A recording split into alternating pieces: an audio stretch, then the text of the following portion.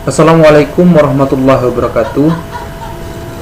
Alhamdulillah rabbil alamin. Assalatu wassalamu ala asrofil anbiya wal mursalin wa ala alihi washabihi rasulillahi ajmain. Selamat siang kepada dosen pembimbing dan teman-teman sekalian yang nantinya akan menyaksikan video presentasi saya ini. Sebelumnya saya Claudio Lopez dengan NIM 20020013 akan mencoba memaparkan materi dari kelompok saya, yaitu kelompok 2 dengan materi seni lukis aliran realisme. Untuk mempersingkat waktu beberapa menit ke depan, izinkan saya untuk memaparkan materi dari kelompok saya ini.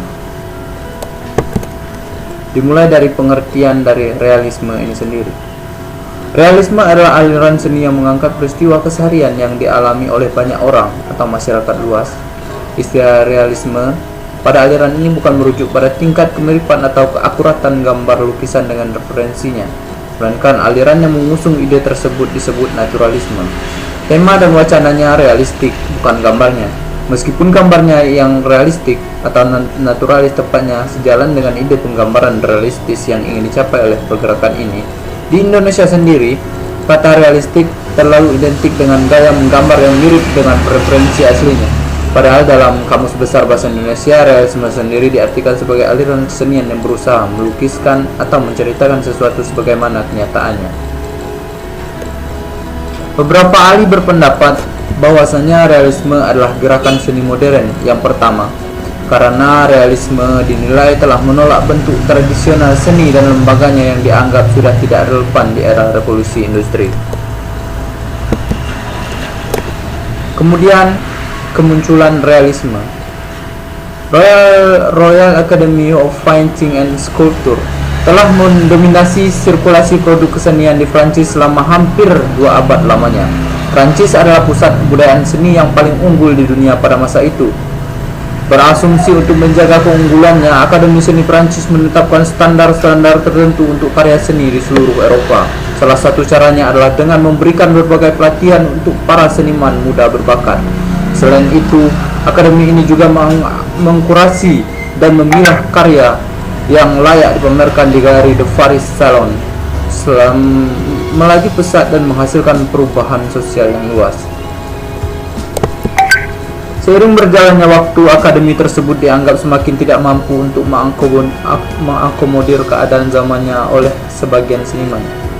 Sebagian seniman merasa berbagai standar yang ditentukan oleh akademi tersebut terlalu kaku untuk zaman modern. Tema yang ditentukan terlalu delikasi dan dinilai tidak adil untuk semua kalangan manusia.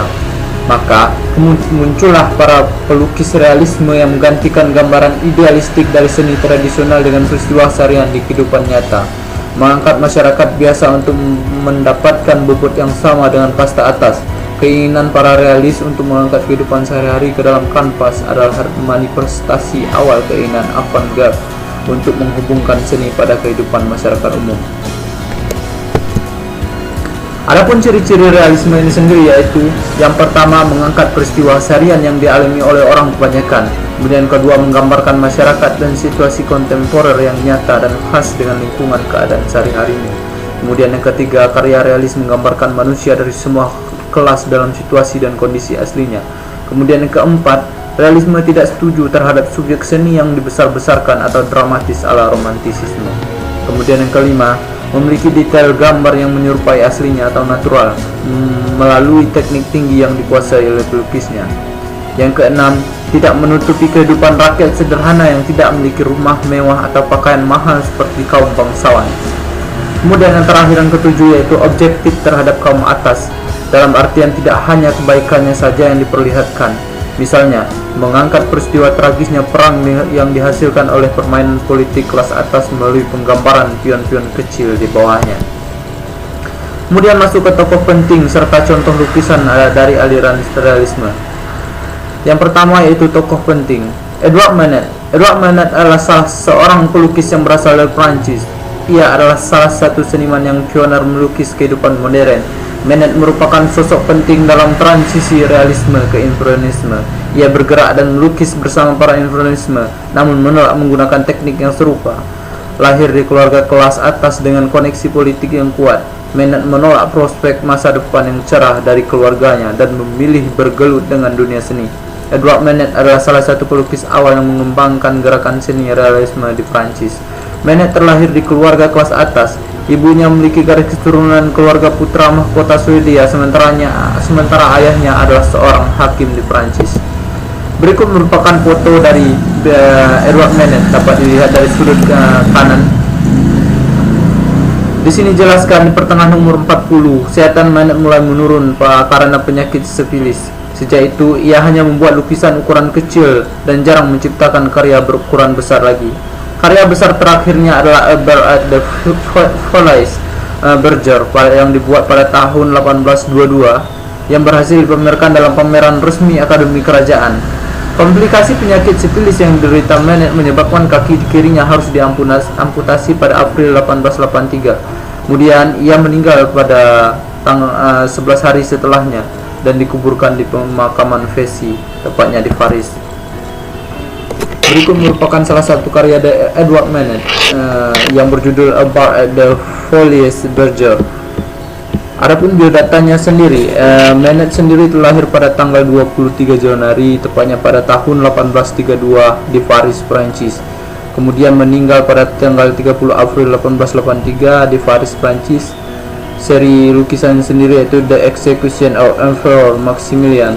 Orang tuanya yaitu Auguste Manet dan Edwina de Serfonnier. Anaknya yaitu Lion Lenhoff. Adapun filmnya yaitu The Impressionist.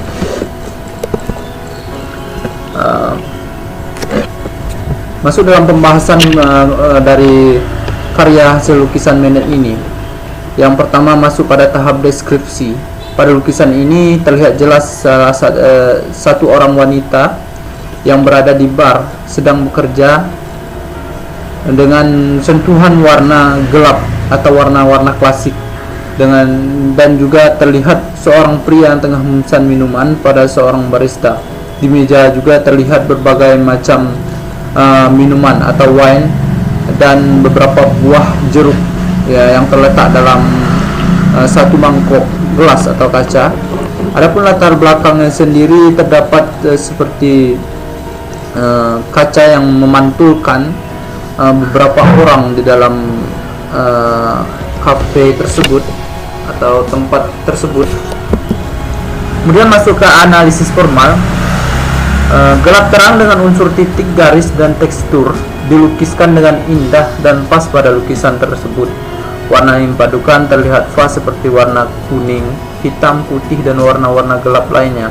Warna-warna ini membuat kesan estetik sesuai dengan latar waktu lukisan tersebut, yakni pada abad ke-19.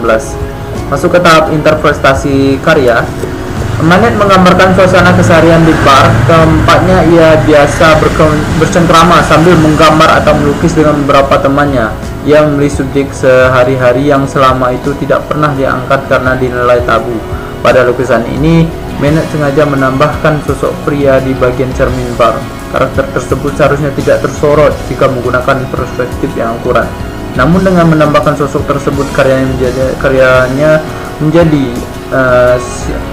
seni enigmatik dan memberikan pertanyaan apakah sebetulnya sosok tersebut sebetulnya tidak ada dan hanya ada di pikiran model wanitanya saja.